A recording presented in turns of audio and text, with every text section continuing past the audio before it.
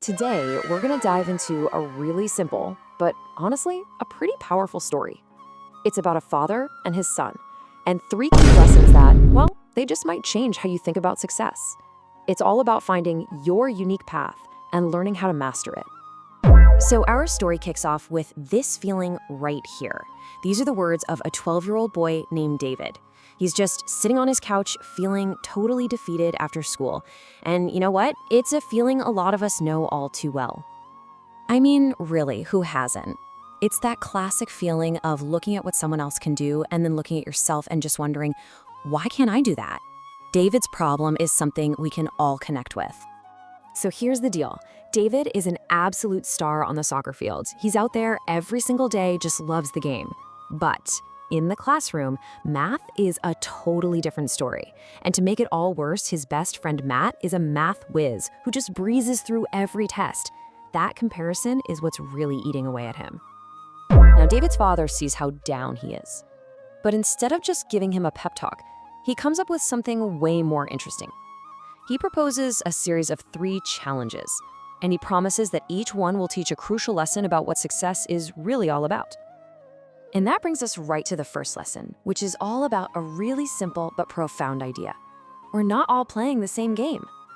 The father's first instruction couldn't be simpler. He just tells David, hey, invite Matt, the math genius, to come play soccer with you tomorrow. David's a little confused, but he's intrigued, so he agrees. And, well, the result is pretty much what you'd expect. Out on the soccer field, the roles are completely flipped. David is totally in his element. He scores 3 goals, he's leading the team, it's a huge win. Matt, on the other hand, he looks completely lost out there. He's struggling to keep up, can't control the ball, he's just out of his depth. And right there, that's when the father's first lesson just clicks. He points out the obvious to David. Matt is great at math, and you're great at soccer. You see, the point isn't about being better than someone else. It's about realizing that we all have our own game, our own unique strengths.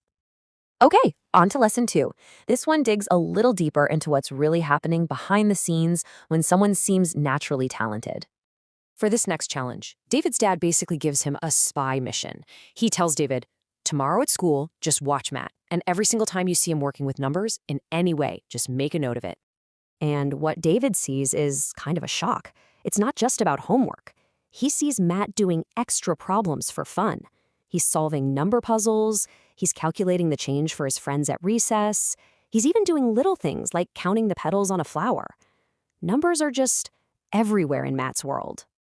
And this is the core of the second lesson. See, Matt isn't some math wizard by magic. He's great at it because he genuinely enjoys it. That enjoyment leads to constant, natural practice, what we're calling passionate practice. It feels effortless to him. And that's when the father points out, that's exactly how David is with soccer. He plays every day because he loves it. All right, that brings us to our third and final lesson. And this one tackles a huge misconception about discipline and, the limits of just trying to force yourself to be better at something. So for the last challenge, the father asked David to put a number on it. David figures Matt is probably about 3 times better at math than he is. His dad says, okay, tomorrow I want you to sit down and study math 3 times harder than you normally do. David's nervous, but he agrees to try. So, after school, David sits down. He pushes through his usual hour of studying. Then he tries to go for another 2 hours. And it's a complete disaster.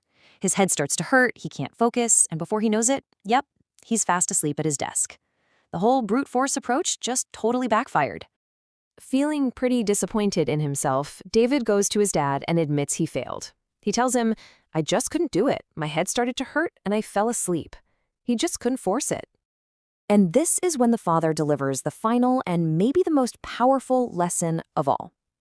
He explains that this is exactly what happens when you try to force yourself to master something you don't enjoy. The discipline feels heavy. But when you work on something you love, that same discipline feels light. So the advice is simple.